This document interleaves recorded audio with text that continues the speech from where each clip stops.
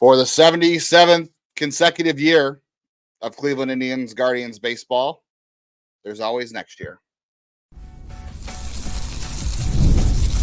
Tanner Bibee of the Guardians, and you're listening to Locked On Guardians. You are Locked On Guardians, your daily podcast on the Cleveland Guardians. Part of the Locked On Podcast Network, your team every day.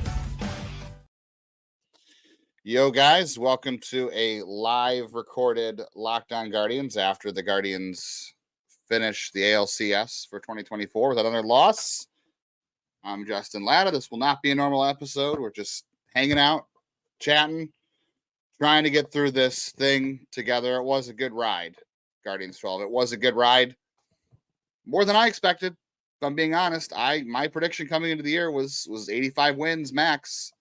And that was with the healthy Shane Bieber. I know we all love playing the if I would have told you game.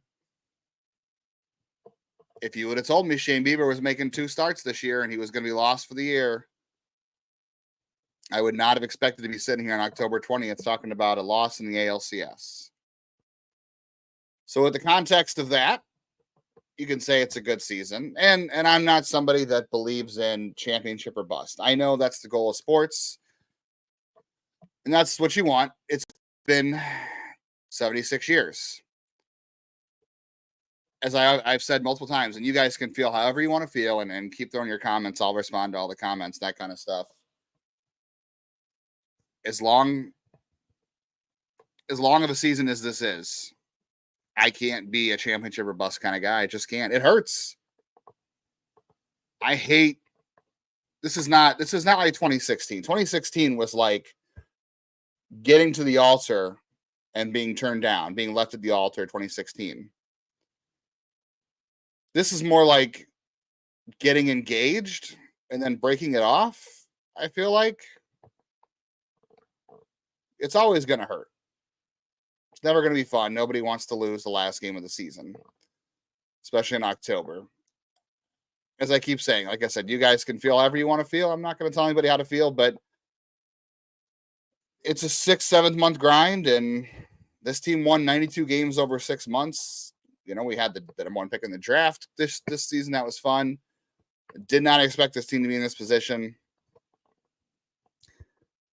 So by that account, it was still a good year. I mean, could any of you imagine having to watch White Sox baseball this year? Or Miami Marlins baseball? You know, we said all year it was tough to record 2023 because it was just a very blah season. Every show last year, and you guys, maybe this is on us for doing it the way we did or approaching it the way we did, but every show last season felt like the same. It felt like the pitching was fine.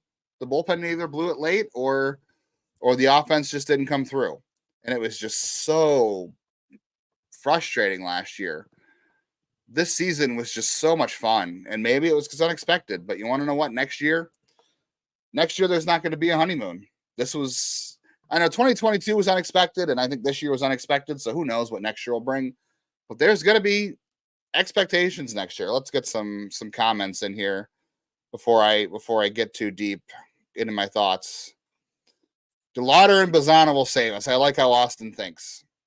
That's cool. I hope. I'm curious to see how that actually works out. DeLauder's yet to play 100 games in a season for his career. I need to see it to believe it first. I think he's a good player. We haven't seen him against top tier velocity or top tier pitching. It's a big jump between AAA and the majors now. It is. It's hard in the major leagues to hit unless you're, Juan Soto. Juan Soto is insane, man. David, you have to wonder how close they're ever going to get when the other team spend $300 million, $150. Yeah, I mean, look, you're not wrong. The thing about money is it doesn't buy you a championship. It buys you cushion. It buys you the ability to make mistakes. It buys you the ability to overcome mistakes. It pulls out a little bit of random variance. There's a lot less random variance offensively when you could spend money on Aaron Judges and Giancarlo Stantons and Shohei Ohtani's. You've got a lot more breathing room when you do that. I don't know. I'm trying to think of a player the Guardians could have money-wise, realistically, that would have gotten them a little bit closer this season. I mean, I do wonder, a healthy Shane Bieber in this rotation, what does that do for the postseason? How much does that save the bullpen being overused and overexposed this series? 2016 is a great example, right? Carlos Carrasco, Danny Salazar, Michael Brantley. I truly feel like one of those guys in 2016 was the tide of that postseason, especially one of Carrasco or Salazar, because you wore Corey Kluber down to the bone. You wore Andrew Miller down to the bone. One more starting pitcher saves Kluber a little bit of rest. It saves the bullpen a little bit of rest. Maybe they do it there. Maybe Michael Brantley's hitting in that last inning instead of Michael Martinez or Coco Crisp. Sometimes that extra money spend or helps you overcome an injury. It just buys you some leeway. Unexpected season. Yeah, fourth time they've lost to the Yankees. Yeah, that was a good series. I mean, they were in it all the way in this one. They were in it every game in the ALDS 2 years ago. 2017 should have been the year. More injuries there. The experience they gained from this was immeasurable. It is. It's good experience for sure. Guarantees absolutely nothing, because what the hard thing to admit about this is it's hard to get back up the mountain, guys. It's hard. I don't want to be a Debbie Downer tonight and try to make this any worse than it is, but it's hard to get back up the mountain. It's hard. Bullpens have hangovers from this sort of thing, especially the usage they were on. It's very hard. Sign Anthony Santander, Brent Rooker. Well, Brent Rooker's not a free agent. He's 30. He's a DH. Would Oakland trade him? Maybe. Santander. Someone's going to pay for him. And to be honest with you, look, I'm just going to be honest. The Guardians aren't going to do this. They're not signing Santander. And I don't even know if they should. We have a lot of time this offseason talking about free agency. I want to have a whole conversation about free agency with Jeff. Free agency is a fool's game. It's one thing to spend on Juan Soto and Bryce Harper. And look at Manny Machado. Manny Machado is not even the player he once was. Xander Bogaerts is broken. Free agency is a fool's game. Josh Bell and Mike Zunino, those are the guys Cleveland gets, and they're free agents for a reason. The Juan Sotos and the Bryce Harpers and Shohei Ohtanis are far and few between on the free agent market. And I'm not saying it's got to be all or bust. You can find the right guys. But Santander is one of those guys that strikes me as a Josh Bell, where it's very risky to do that. And yeah, there's a lot of time to talk about that in the offseason. Yeah, John's right. They were in first place almost the whole way. They had the best record in baseball multiple times this year. They were challenging the Yankees to the end for the best record in baseball. I tend not to think that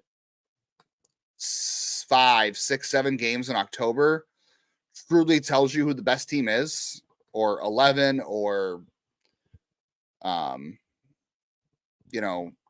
games. I truly don't think that it tells you who the best team is. What it does tell you, though, is who has the deepest team in terms of star quality, because if you have more stars, they just show up. More likely one's going to show up, right? When you have Aaron Judges and Giancarlo Stanton and Juan Soto's, it's likely one of them is going to show up if the other one doesn't. The Dodgers are proving that right now. The Guardians have Jose Ramirez, and you want to know what? He didn't really show up this postseason. He didn't. It's as simple as that. Emmanuel Clase was overtaxed, and he had some bad moments. That was another Guardian star who just did not come through in the biggest moments, unfortunately. They were in first place all year. The 162-game grind, I believe, is the true test of who the best team in baseball is, and that was the Los Angeles Dodgers. So for my money, the Dodgers are the best team in baseball. They deserve, not that the Yankees don't deserve where they are either. I'm not going to not discredit them. They deserve to be where they are. 100%. That being said, the Guardians deserve to be where they are too. They deserve to get as far as they did. They deserve to be in every game in the series, which they were. The difference in this series probably is there is some money factor to it. I can't tell you how you're wrong if that's what you believe. Because maybe a better shortstop that plays for the Mets currently. Maybe if you pay him, he doesn't make those errors. Maybe if you went out and spent a little more money on pitching, or you re-sign one of those pitchers, I don't know. Hell, I mean, instead of banking on healthy seasons from Shane Bieber and Tristan McKenzie, which were big risks, maybe you don't do that. And maybe you have a pitcher to survive this season. Maybe it is. Do the Guardians have a tragic? This is a great question by Drastic. So, yeah, this is one of the things that's becoming a huge question in baseball right now. One, should it be legal? If you don't know what a tragic is, it's a pitching simulation machine. It's kind of a digital batting practice. You set it up behind a closed video board that will simulate where the pitcher's arm comes out. It can replicate arm angles and spin. So you're basically getting an at bat against the other team's pitcher without getting an at bat against the other team's pitcher. There are some things it can't recreate. So I will say it's not 100% foolproof or a guarantee, but it certainly does give you an idea of pitch tracking against other teams. That's why it's called tragic, because you're able to track guy's arm angle, arm slot, spin, all that stuff. So, yeah, the Yankees have one. I don't know if the Guardians do. That's a good question you want to ask Zach Meisel. I think he'll probably be able to tell you that. My guess is no, because there's only I want to say last article I saw that came from The Athletic from the Yankees beat writer was that 22 of them are currently being rented by the team that makes them. So you can only rent them, and they are expensive. I believe the number was 22 were being rented right now across baseball. That didn't even mean major leagues. That could be college too. You could have LSU renting one for all I know. Good question to ask Zach, but my guess is probably not. Maybe they should. Not sure. We're going to turn this into a full podcast since there's been enough people here. So I'm going to take a quick breather here. We're going to tell you about some great stuff you can look into, and we will continue.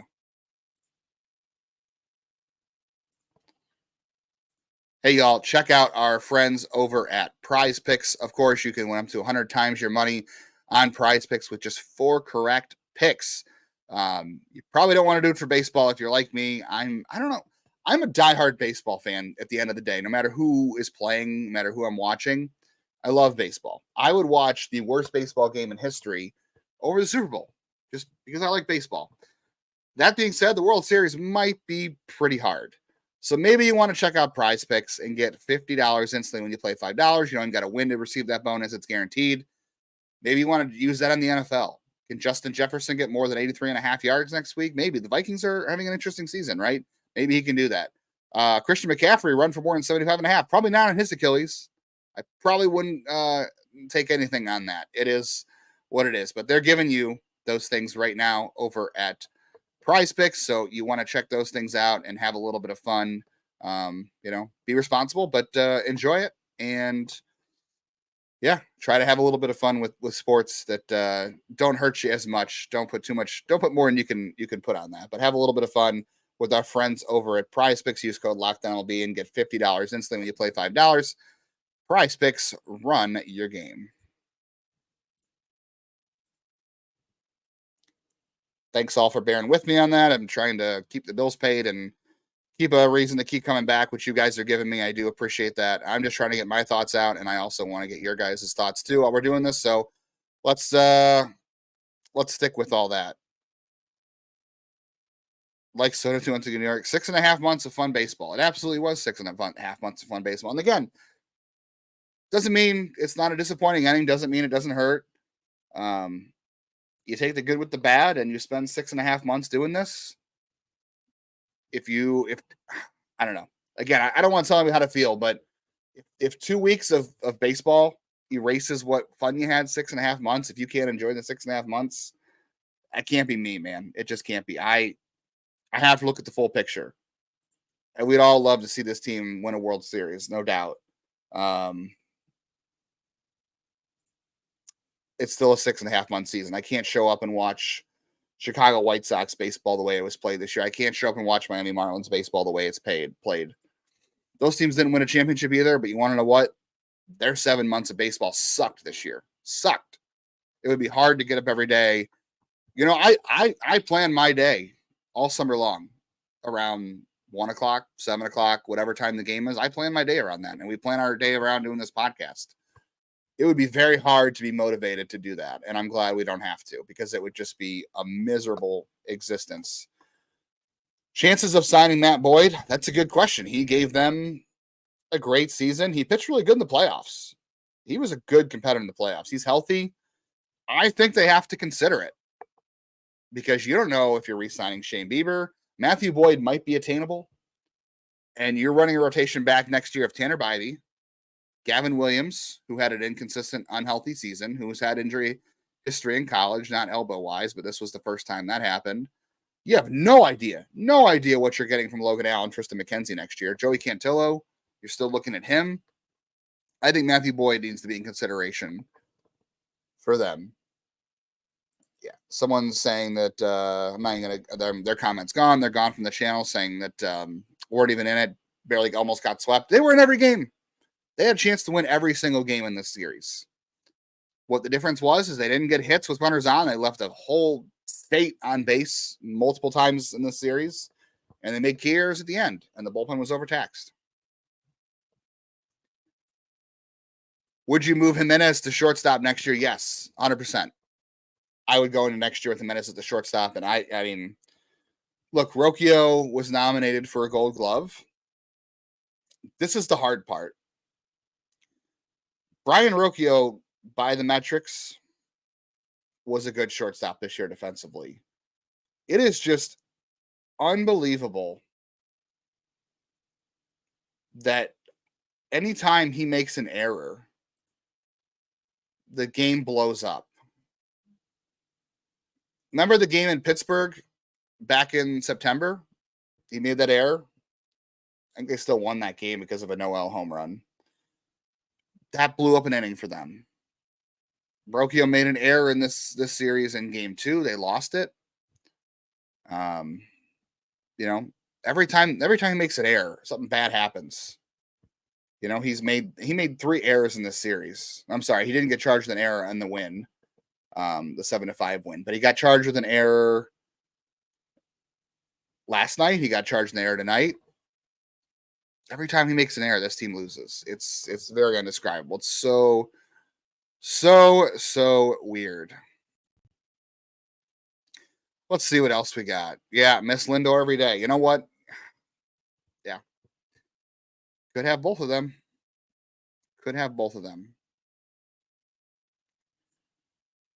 Makes 27 hurt even more. Was the best team and don't know how they won it all. 2017 came down to Corey Kluber pitched on a bad back. They knew he had a bad back. It was hurting at the end of the season. And instead of pitching Carlos Carrasco twice that series, they pitched Kluber twice.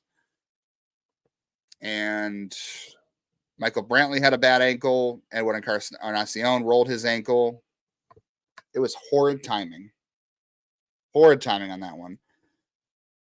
Patrick wants to know thoughts on trading Josh Naylor. Our money is higher, and stats show he can't last the full season. So this is the first time Josh Naylor played. He didn't have injury at all this year. I know he was hurt. I'm sure banged up, as all guys are, and I know he had spots this year where he was banged up for sure. He made it through a full year, but that's a very tough proposition to trade him, because what are you going to get back? I don't know that the value is all that high on a first baseman who does have an injury history. Not that I'm one to criticize someone's body shape, but I'm also not paid to play a professional sport for a living for a reason. Teams are going to have questions about that. He slumped at the end of the year this year badly. Anything he did against lefties in 2023 kind of tapered off this year. I feel like the trade value is not going to be great. So what are you getting back is the question. It has to be something that impacts your team more than he would. And I don't know if they're going to find that offer. That's the hard part. And as much as you might want to do that, are you ready for Kyle Manzardo to take his place? Is he going to give you enough offense? Are you going to let him face lefties and see if he can do it? Are you going to go through those growing pains? For all of Josh's struggles, he hits numbers. I mean, he had the 30 home runs this year. He drove in 100. Those are numbers you need in this lineup. If you can't replicate those numbers next year, That's a big piece of your offense missing. So it's a tough trade. You can do that, but you got to replace the offense he comes with. And I don't know that they can truly do that. Austin says, bring back Bieber, call up DeLauder, Bazana, maybe Cooper Ingle, bring back Stefan Henches and Alamon. Okay, so here's the deal with this. No guarantees on Bieber. No guarantees on Bazana. DeLauder probably would have made his debut this year if he was healthy. You have to see him get healthy next year. He's got to come into camp next year and prove that he's not going to have issues with those feet or his hamstrings. It's one injury after another with that guy. Cooper Ingle is not going to be ready next year, I don't think. Trevor Stephan will be back. Sam Henches, no matter what happens with Sam Henches this offseason, he is not pitching in 2025. His shoulder injury happened, his shoulder surgery happened so late this year that he is out all of next year. So no matter, he might be a non-tender candidate in the offseason because he just isn't going to pitch next year no matter what you do. There's no Sam Henches next year. Franco Alman would be a good addition too. He got hurt this year too. He's got some things to work through. I think he's definitely an option. Here's a good point. So we didn't really get into this yet. I guess we've been talking offseason more than this game. I'd still like to talk about this game more if it's not too painful for some people. Not pitching to Giancarlo Stanton. So my thought is this. I'm not saying anybody's wrong by saying you should have intentionally walked him because Jazz was lost this entire series. Like the only real impact Jazz had was that hit off of Class A in this game. So I can't say you're wrong. Stanton does have a tendency to chase. Of any Yankees, it's going to be him, right? I think with the benefit of hindsight, yeah, I would have put him on. But that said, Bibee had him. I haven't done that much this year. Bibee had him 0-2 without throwing a strike. And it wasn't until the sixth pitch of the at-bat that he really threw one in the zone. It was a mistake. You also have to score more than 2 runs. That home run should not have cost you the game at that point in the game. The Juan Soto thing's different. Because you can't score 2 runs and beat that lineup. I'd have to go back and look at the Yankees season. I'd be stunned at how many games they lost with the other team scoring 2 runs. I bet you it's like 10. They probably lost 10 games all year. That's my guess. I'm going to go back and look for Monday's show. But I think they probably lost 10 games max with the other team scoring 2 runs, not with their offensive production. So you can say they should have walked Stanton, and I don't disagree with you there. Tanner had him, and he just threw one bad pitch. But 2 runs against this team do not win you the game. Bo's pitch calling on Gaddis's 2 home runs allowed. So, yeah, the one to Judge, not great. Was it Judge the first time around? My memory's already slipping on me. I can't remember if it was Judge. The one to Soto, I don't hate the pitch. I hate the location as far as being out over the plate, but it's chest high, and that's a hard pitch to hit, and it was a good at bat. And they were going away, and trying to backdoor. I would have probably kept going with backdoor sliders and changeups, and seeing if he'll take a called strike 3. Because that's the one thing Juan Soto will do. He will take a called strike 3 in the outside corner if he doesn't think it's a strike, and you can get him that way. That's your only hope. So I probably would have kept staying down and away. To be honest with you, I would have. So, yeah. Yeah, then the Rocchio mistake. All the mistakes led to 5 runs. Again, should you have put Stanton out with with an intentional walk? Or would you have just tried to do what they did and have him get himself out? Basically the intentional walk, which didn't work. I'm just sharing the link here on Twitter again if anybody wants to join. Yeah, you can say that they should have put him on and not thrown to him. I probably would have. You're right, because Jazz hasn't really done much all postseason for them, at least in this series. Maybe you had him. All right, let's get in one. I need one more breather here, and then we'll keep it going.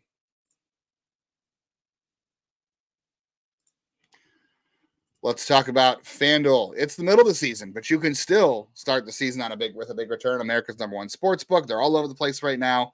You get a hunch in the middle of the game. Maybe you want to I don't know if FanDuel allows bets on Brian Rocchio errors, but if you get a hunch in the middle of the game about something like that, check out the latest stats, do a live play-by-play, so much more on the same page where you place your bets. And if you haven't checked out FanDuel yet, and again, if you bet responsibly and put $5 in your first time, you get $200 given right to you by FanDuel. So that's responsible. You're putting $5 in and you're getting $200 if it's your first time.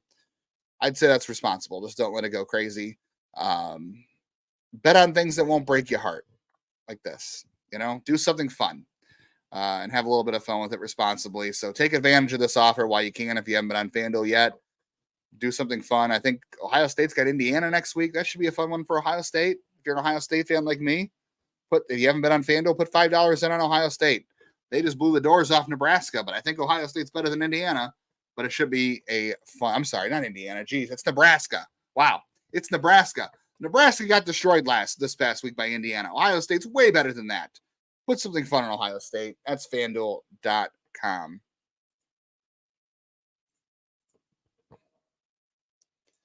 All right, let's keep it going with some more comments. I know we've got a ton in here.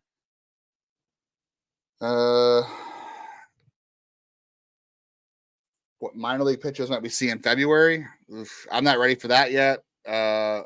In spring training invites, hopefully Parker Messick and Austin Peterson. We'll see. Terry Martin, we have a conversation about Jose Ramirez. Yeah, Jose Ramirez, I'm sorry. That hurts the most. The guy had so many chances with runners on. He had the double on Friday night. He had the double that was kind of an error, but also they gave him the double in game 1 in the LDS. He had a big home run in game 4 of the LDS. He had a home run in, kind of sort of garbage time in game 1, or was it game 2? And I remember, it doesn't matter because it didn't matter in the game. He had some hits, but he didn't have the ones that happened when it mattered. And that hurts. That hurts for the Guardians. It hurts for Jose. It hurts for the fans. It hurts for everybody. It just 100% stinks. It is what it is. You can't get here without him, but man, you really want to see that guy start coming through in the postseason. I don't know what it's going to take. It just feels like Jose wants to be the guy that does everything in the postseason. He wants to get the big hit, and that leads him to chasing some bad pitches. But also the Yankees pitched him really well. Changeups have been a hard pitch for him to handle, and they just kept throwing it to him. They didn't give anything to hit, and their guys located. When they didn't want to give anything to hit, they located.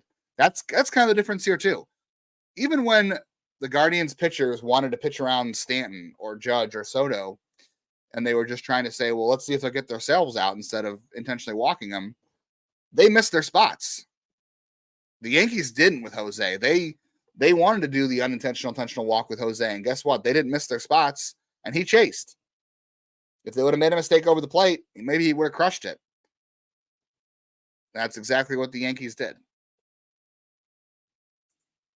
Yeah, exactly. I don't, the type of person to put blame on anyone, but stars need to be stars. That's what happens in the postseason. Stars do need to be stars. You needed Emmanuel Clase, and it's not fair to ask them to be perfect.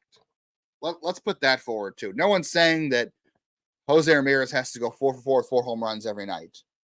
And no one's saying Emmanuel Clase and Cade Smith had to have a 0 ERA every time they came out. It's just not possible. These guys are human. Their teams are in the postseason for a reason as well. Nobody's saying these guys got to get a hit every time, strike out every batter every time. It's just not, it's not reasonable. And if you can't understand that, then, whatever.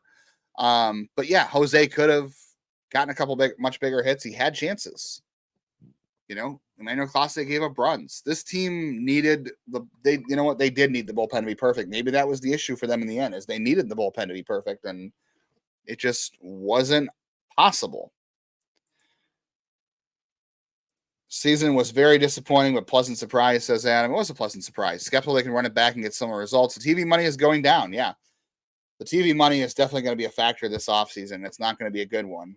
They have a new, minority owner that will come and eventually take over, but it's going to take some time for his plan to work out. And TV money is all dead. It's just TV money is not going to drive things anymore. The bubble has popped on that.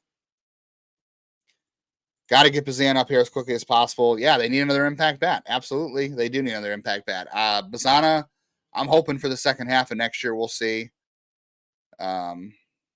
We'll see what happens. You got to have more Manzardo. Absolutely, Manzardo's got to have the full season run next year some way or form. I did see a comment earlier. I'm sorry I skipped it, but somebody asked about David Fry. Let me see if I can go back and find that comment. My apologies for skipping over that. Can he catch? No. So I don't know what position player recovery time is for Tommy John. I'd be surprised if by Monday morning the Guardians didn't announce that he'll be having Tommy John. Be very surprised if they don't announce that by Monday morning. He will not be able to catch certainly the start of the year. I don't know what the difference is in terms of like how much he's asked to throw and what the recovery time on that is. It's very not very common. So he'll mostly be a DH most of the summer next year. Maybe by August, I would say you're hoping he can catch. It did take away a lot of their flexibility at the end that really hurt them. But, I don't think that was the cause why they lost, his lack of flexibility, because he still gave them a lot. Yeah, there's another comment. I think he'll be ready to hit and DH, but I don't think he'll be ready to catch.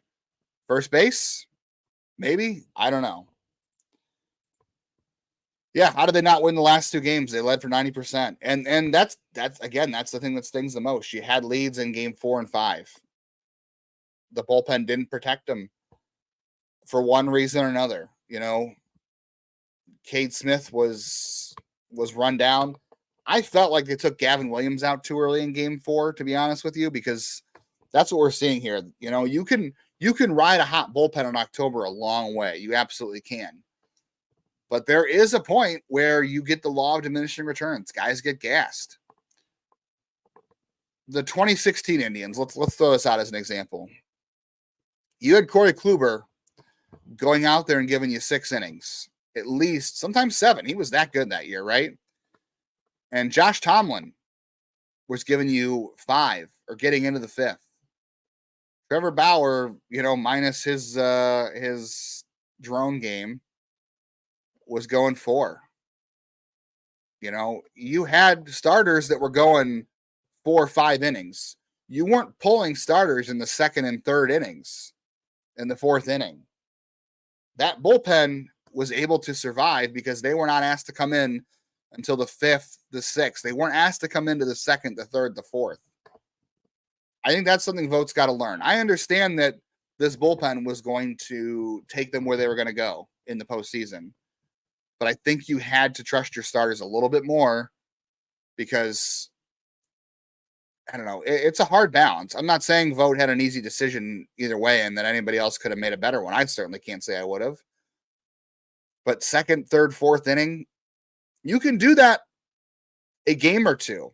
The game where Bauer got 1 out or 2 outs in 2016, the bullpen came in and covered 8 innings. They did that once. They didn't have to do it 4, 5, 6 times in the playoffs. That's why they're able to do it one time. You can't ask them to do that multiple times in the postseason. You have to have some starters get into the 5th inning. And if they take you out of the game, they take you out of the game. But you got to trust some guys, and you got to trust your offense to come back. And this offense did. What about trying to stretch out Pedro Avila? I don't know. He was so good as a reliever this year, I wouldn't do it. I'm very impressed with him, by the way. It was just a guy all year. I was like, well, he'll be DFA'd at some point. They'll DFA him for a spot. Oh, he won't be on the playoff roster. He wasn't for the LDS. He came back, pitched some great innings for them. He was really good. I was really impressed with him. I'd bring him back next year in a heartbeat. Yeah. Be different if he got blown out and anyone realized the Yankees didn't score more than 6 runs any game. Controlled the last 2 games. Yeah, you had leads in 2 games. All year, this team was 72-2 this year when leading after 6 innings. I know what the record was with a tie. I have to look it up. But they were 72-2 leading after 6 innings. And they weren't in the playoffs. And I think it was overuse, and I think it was the Yankees got a good look at those guys. I don't know how much the Tragic machine they have made an impact there, but had to believe in other guys. You had to have other guys, and maybe you just overused some of these guys too much. The White Sox and Marlins have won championships in their lifetimes. Yeah, you're absolutely right. They have. Here is my balance. with this. This is always and again, this is just how I feel. It's not how you have to feel. This is just how I feel. I would much rather watch 10 years straight of great baseball without knowing what's going to happen in October. No guarantees of a championship versus one championship and 10 years of bad baseball. If you were to ask me, I know this is just how I feel. Maybe you don't agree. You don't have to agree. If you told me that, hey, the Guardians are going to win a World Series this year, but for the next 10, 11 years of your life, they're going to play unwatchable baseball. They're going to be the worst team in baseball. They're going to break the White Sox record for most losses. If you gave me that option, I'm telling you, I'm looking at this from a lifelong perspective. I want to see a World Series, but I do not want to watch my baseball team lose 100 games. Look at the Royals. The Royals in the playoffs this year, and that's great. They won the 2015 World Series. They were okay in 2016, obviously not good enough, and that was the end. They have been terrible every year until this year. Terrible. And they still have some holes in that roster. I don't know what's going to happen with them. And I know this sounds crazy, and you don't have to believe me. This is just how I feel. You can feel however you want. If you told me the Guardians would win the World Series, but for the next 10 years, they're worse than the White Sox, they're as bad as the Marlins, I'm not taking that. I watch baseball from February to October. I'm 35 years old. If I got 35 plus more years to live of my life, I don't want to waste 10 years of that watching baseball that's just miserably bad. I don't have a whole lot of other hobbies. I bowl. I haven't bowled in forever. I used to bowl. My wife and I like going to comedy shows. We don't do anything in the winter. We don't do much in the winter. She's a teacher. So we're hanging around. Baseball is my main time consumption when I'm not working.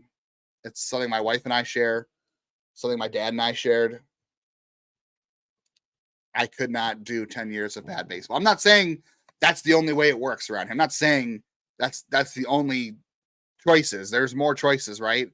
But I'm just saying if you gave me 10 years of bad baseball and one championship, I'd rather watch the 10 good years and hope that one of those years ends in a title than the guarantee. I'm just being honest. That's just how I feel. You don't have to feel that way, but I know life is short, but life, is also can be a long time. Sorry for the philosophical rant there.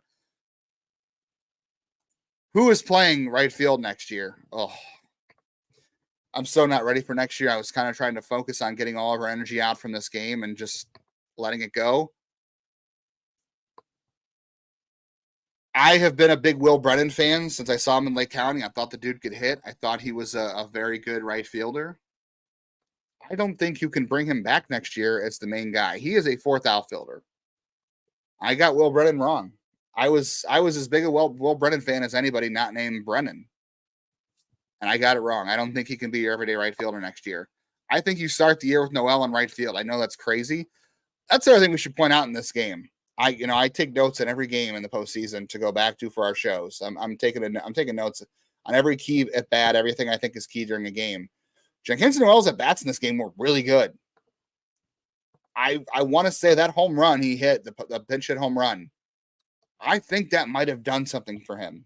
I want to believe it did something for him.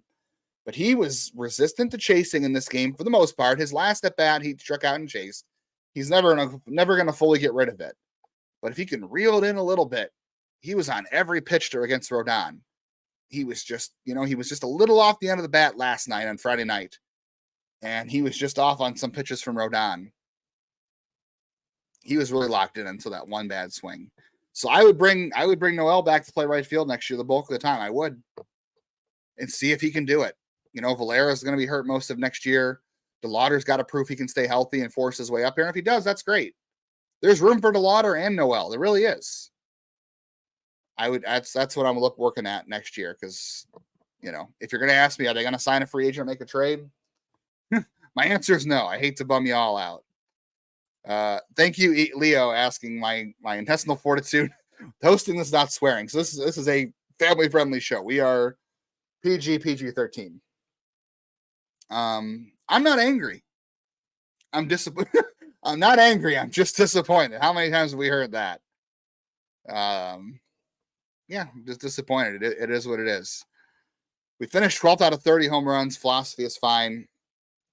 Yes and no, in my opinion. Yes and no. So they added power this year. That's great. Their issue is chasing. They were top 5 in baseball in chase rate. You know where the Yankees were? The Yankees had the best chase rate in baseball. If you are going to be a team, and the Yankees, this is why the Yankees are so darn tough. They hit home runs. They don't swing at crap. Juan Soto is a unicorn. He is a Hall of Famer right now. He is one of the best hitters that has ever lived. You're not going to replicate that. But the Guardians have to swing at better pitches. They cannot go out there and just say, well, we'll put the ball in play and see what happens. We'll force the defense. And I'm not saying they have to lead the league in homers. I'm not saying that every guy has to hit 20. But they have to learn to draw walks. If you're not going to be a team that hits top 5 in home runs, if you're going to be a middle-of-the-pack team in home runs, you got to draw more walks because you cannot rely on batted ball luck to carry you. And the more guys you put on base, if there are more guys walking, when you put the ball in play, that puts more pressure on them. When the guys are walking, when you're wearing down pitching staffs, when you don't need to rely on a hit to grab a base runner, you got to walk. This team chases way too many bad pitches, and they don't strike out that much, but they're putting weak ground balls in play when they could easily just try to work walks. And that's hard to change guys' approaches. So they did a great job adding home runs this year. They have to walk more. This is a team that needs more patience. Josh Naylor is guilty of that. Jose has chased a little more this year. They need guys to get on base a little bit more. Bo Naylor was a guy who was supposed to walk a ton. Nothing. He hasn't walked at all. Great young team who fought hard, valuable experience, and they grew a lot this year. Maybe they did. Maybe they did grow a lot. That does help, certainly. But there's no guarantees next year you can replicate this. The starting pitching rotation next year still very much in limbo. Bullpen hangover is a thing. They have to find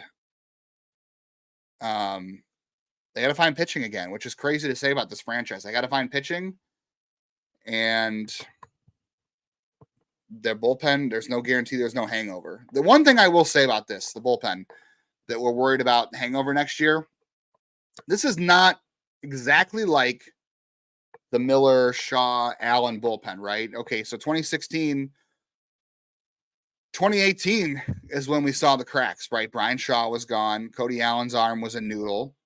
Andrew Miller kept getting hurt, and he was a shell of himself, right? That was 2018. 2017, this bullpen was still good.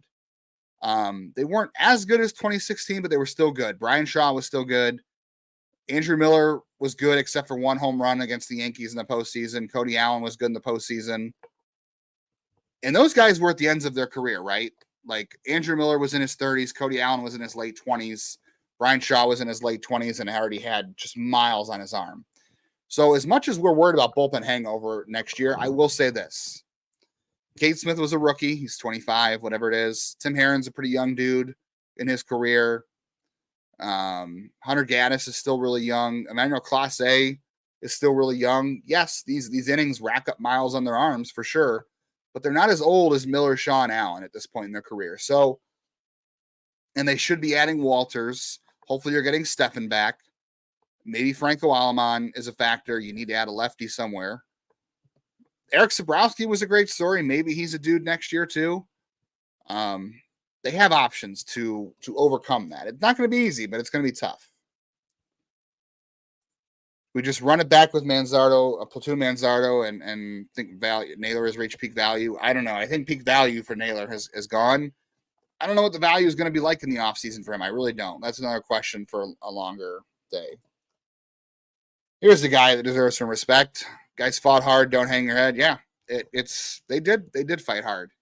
They were in every game. They had a chance to win every game in this series. They left a mountain of runners stranded.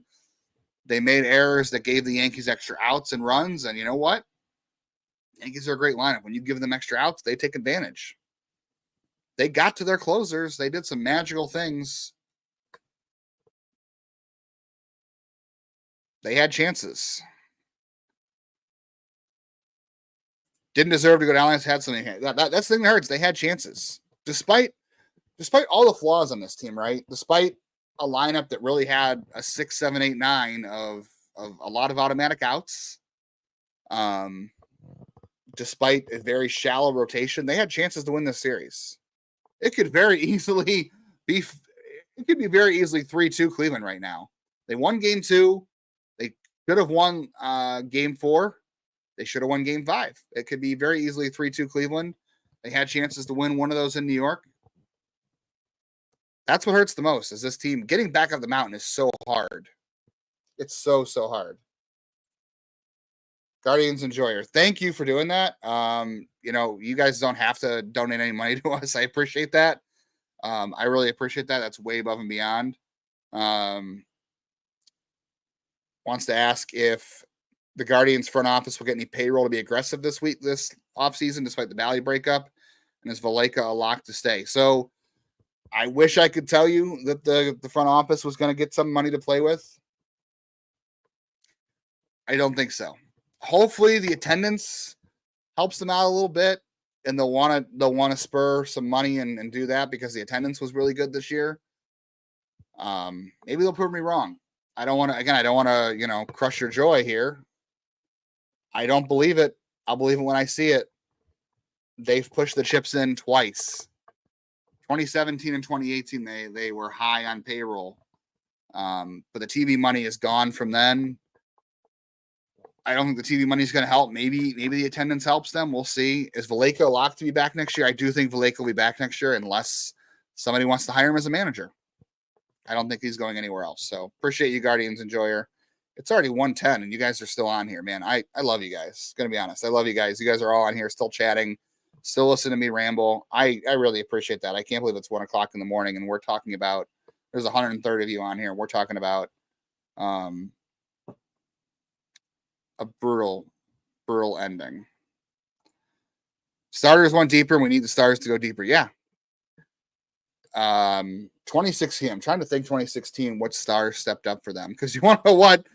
I mean, Kluber was a star. Miller was a star. Cody Allen and Brian Shaw, the bullpen, were stars. Santana hit a home run. They had those home runs against Boston. I think Santana had a home run against the Blue Jays. Coco Crisp had a bunch of clutch hits. Kipnis had some moments. Lindor obviously had some moments. The offense in 2016, I don't even remember. I'd have to go back and look at the numbers, how they came through. Truly amazing that team got as far as they did.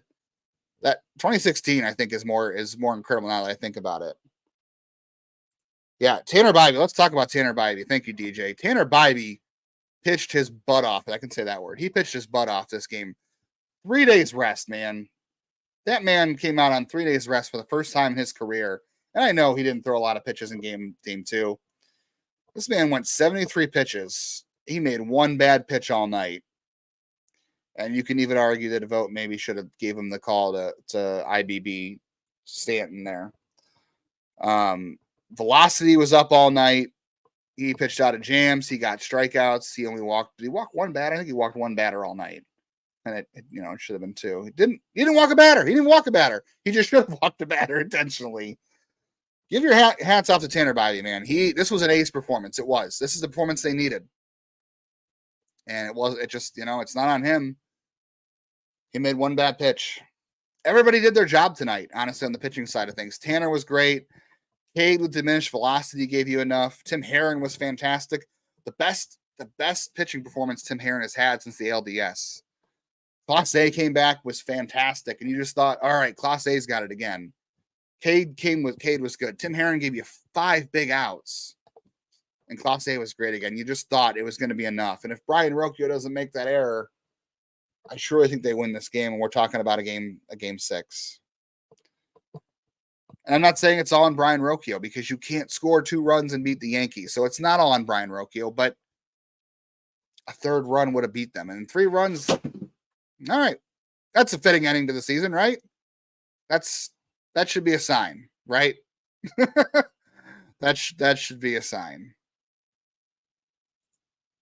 That was basically the rules. 2015 was their first year and a good year. Yeah, I appreciate you guys sitting through that whole philosophical moment I had there. next season's going to be tough. Dom, you're going to have to get on me about how we add mods to this. I have no idea how that works. You're going to have to walk me through that, but in the future, that might be a good way to go. Great comment. Baseball is the best. The investment's like no other. Spent so many hours talking to my dad about baseball. Absolutely.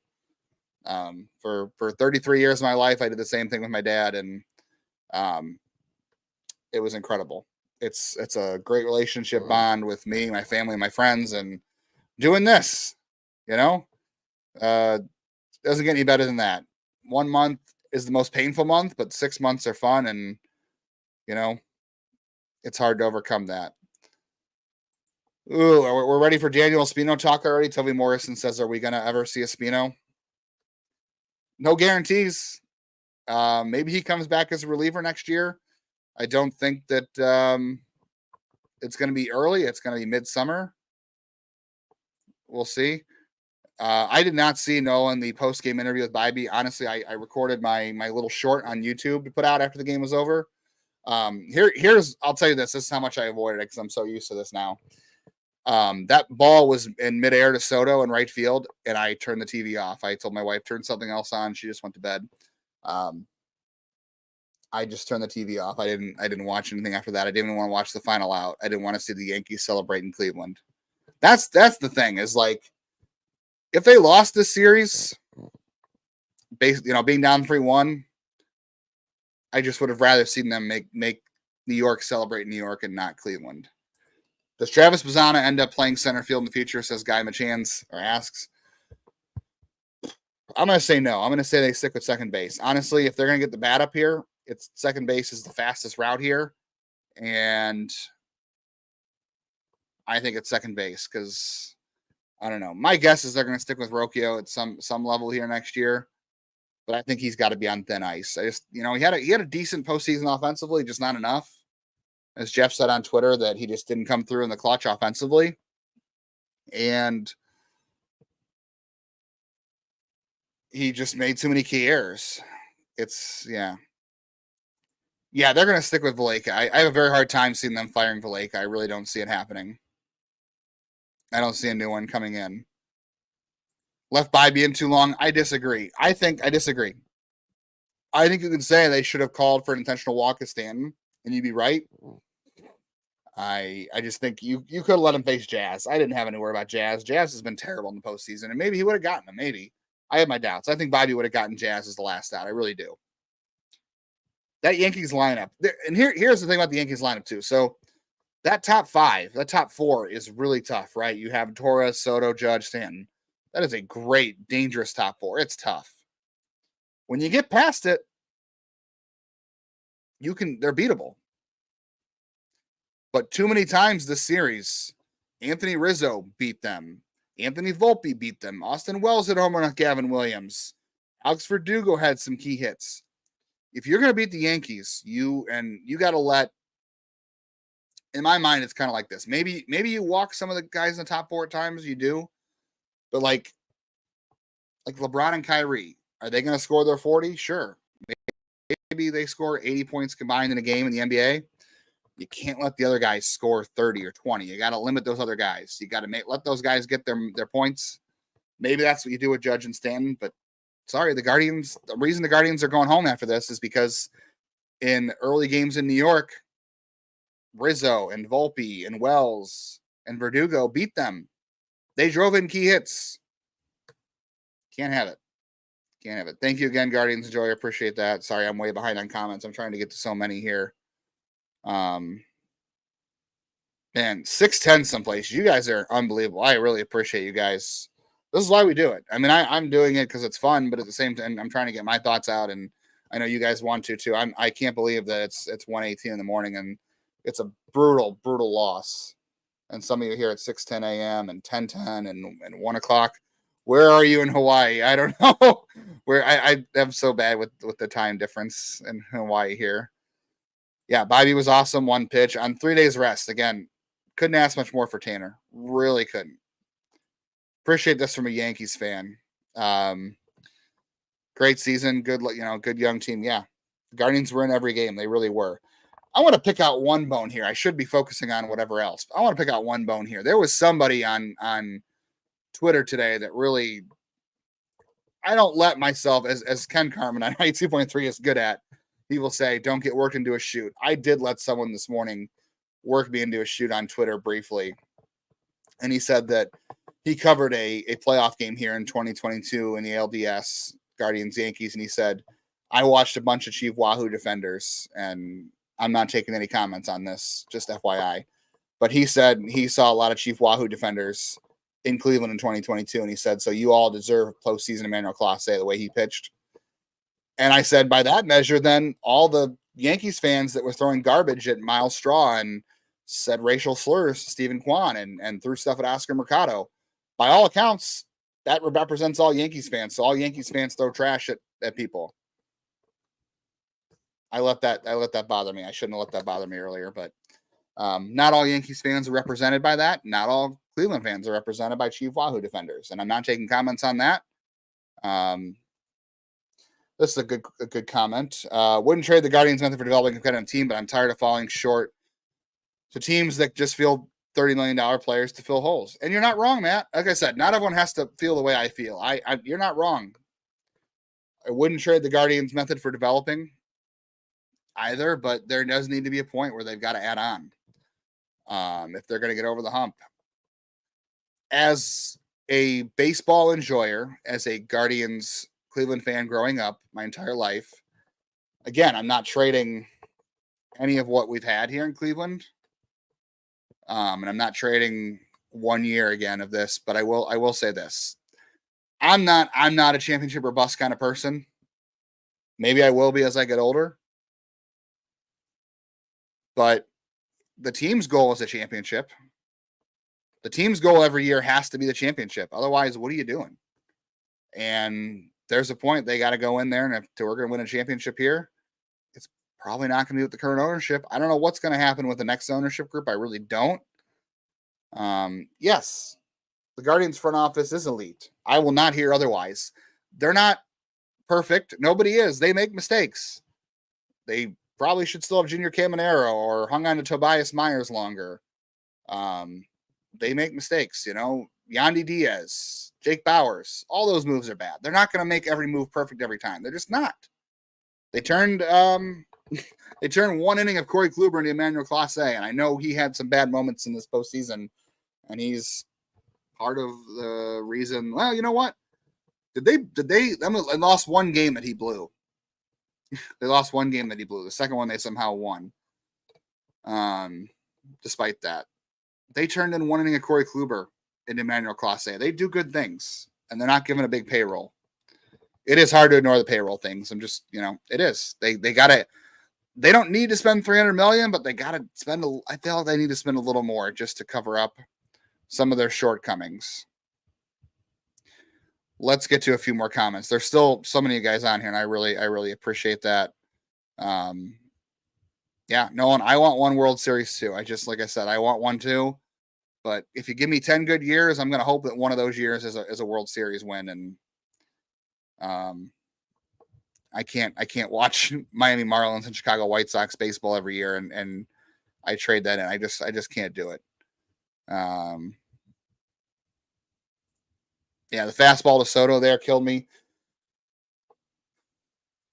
No, the bench doesn't call any of the games. They've said over and over again the bench doesn't call the games. That is 100% on the catcher and the pitcher to go through that. I think Bo has some growing to do in the pitch calling area. I do. I think he would admit that. I think the team would admit that. He's still a young catcher in the majors. Pitch calling is hard. There's a reason Austin Hedges hangs around, because he is so good at that. I know people are like, Austin Hedges, why are they paying him $4 million? Why is he on teams? He's on teams because of defense, and pitch calling matters, and Bo still has some growth to do. And hopefully Hedges being around there changes that a little bit. But yeah, they were going backdoor sliders. They were going backdoor changeups. I would have probably stuck with that, and I would have let him get himself out. And he doesn't do that often. And like I said, if you get one on the black, he might take it. That's the only way he strikes out. Yeah, I don't think anybody. I don't think any pitcher on this team is calling their own pitches. There are some in Major League Baseball I know that do call their own pitches. It's a better question to probably ask Zach. He'll probably have more insight for you. But as far as my knowledge goes, it's all pre-game planning with the pitchers and catchers, and it's all Bo going with the pitchers. Appreciate you, Steven. Every day you're in Athens, Greece, flying back home today. Wow. He's in Athens, Greece, flying back home to Strongsville. Welcome home. It's winter in Cleveland. The season's over. It's brutal, but I appreciate all you guys being here for this. Yeah, Paul, catching situation. I don't know. I'm going to be honest with you. I'm 99% positive that Bo Naylor is your starting catcher next year. It's too early to give up on him.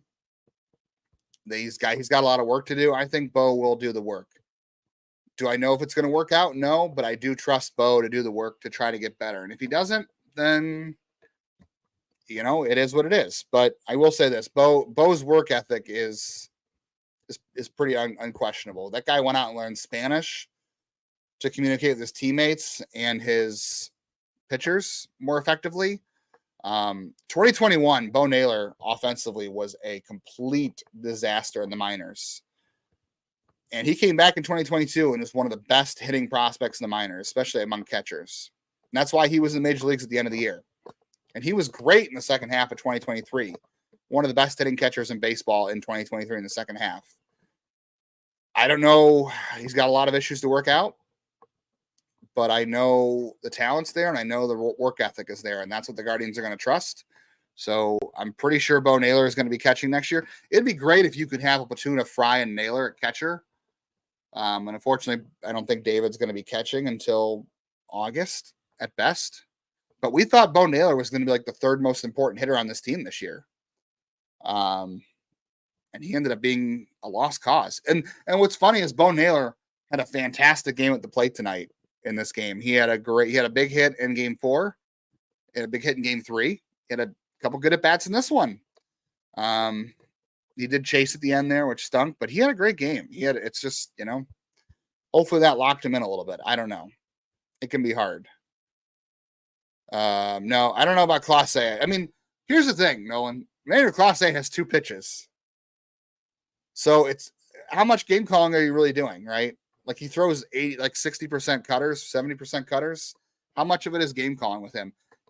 There's the question we can ask for the offseason on Emmanuel Clase is, does he need a third pitch? He's kind of predictable. BK and his dudeness says, you said Bazana's the fastest patch at second base. What do you do with Jimenez and Rocchio then? Rocchio, I don't know. He had a decent postseason offensively. He didn't do anything impactful besides walk and get some hits with nobody on, which is great for the ninth guy in the order. His errors are just so costly. Every time he makes an error, it just blows the game, and it's unbelievable. The few errors he does make somehow comes back to bite them. It's never. Brian Rocchio doesn't make errors when the Guardians are losing 6-2 or 6-0. It's crazy. He always makes it when it's like a tie game, or it just isn't a key moment. I don't know. I also have a hard time moving Jimenez. This is a good question for the offseason that I need more time to dedicate to. I need to get out of here. It's been an hour and it's 1:30, and I do love and appreciate all you guys at this point. I don't know that I want to move Jimenez off second because he is so good there. And with the large percentage of left-handed hitters in Major League Baseball, there is something to be said. I'm going to look up. That's one of my offseason plans. I'm going to look up how many ground balls go to second versus how many ground balls go to shortstop. Because I think there's a larger percentage in baseball of left-handed hitters, and that's because most pitchers are right-handed. I want to know if there's a larger percentage of ground balls to second base to shortstop. Obviously, shortstop defense is weighted heavily so much metrically, when you're talking about outs above average, DRS, all that stuff. But I'd be curious to know if more ground balls are hit to second base, whether that's behind the bag or into the hole between first and second. Because if that's the case, then there's probably more value than him at second base. But I'd have to look that up. We'll see. Bottom part of the lineup was a lot of automatic outs this series. Bo and Jimenez and Rocchio just were. It was an even 6. Like until John Kenzie Noel's home run in Game 3, They had no production out of right field. They had no production 6 through 9. Rocchio had a couple of walks, and he had the home run in New York. That was the most impactful thing offensively he did besides walk. Jimenez had a couple hits here and there, but it was a lot of automatic outs 6 through 9. And Josh Naylor, outside of the Garrett Cole, a couple of singles and a sac fly. He had a hit and 2 walks. Josh Naylor came into this game with no walks in the postseason his entire career. He had 2 tonight. I don't know. Super weird. Baseball's a weird sport. If Walters finds, hey, Anthony, what's up, man? Appreciate you tuning in this late and always being a positive fan. Walters finds his comfort zone. The bullpen potential will be insane. Bring back Bieber and Boyd. I don't know. We'll see it. We'll see if they can bring both those guys back next year. I have doubts. But yeah, Walters, I think, is going to be a much better pitcher going forward. And that can help with some of the bullpen overuse next year, I think. Someone said bring Hedges back next year. I agree. Though they got to improve the bench a little bit. So that's a good question. Appreciate you guys. All right. It is 1:30. I know there's still a lot of you hanging around, but it's 1:30. We got a lot to talk about this offseason. We'll be here 5 days a week until Christmas. Talking about here's some of our plans. So we're going to do the season autopsy next week. Obviously, we'll take a look at this game one more time with the value of looking back. We will review every position from the majors to the minors. So we'll do our position reviews for every position and the pitching. We'll take a look at the majors and the minors. We're going to do some lists. We're going to do some top 10 lists. They're going to be fun. We're going to do a lot of prospect content. We're going to do mailbags. We're going to look at trades. I got a lot of cool stuff planned for this offseason I'm excited about. I just wish it was coming a few weeks later. It is what it is. But we got a lot of stuff. We're going to be here 5 days a week, all offseason until Christmas. We'll talk trade rumors. We're going to do trade talk at least once a week. We're going to talk prospects once a week. We're going to talk position reviews once a week. We're going to do what ifs. What ifs aren't as fun, but they're going to be interesting ones. I promise you that. They'll be thought provoking. Appreciate all you guys coming in and hanging out and asking questions and being here all year. We're not going anywhere, and let's hope the off season has some fun to talk about. And let's hope 2025 is the year. It's 76 years of wait till next year. Let's hope it's not 77. Thanks, guys.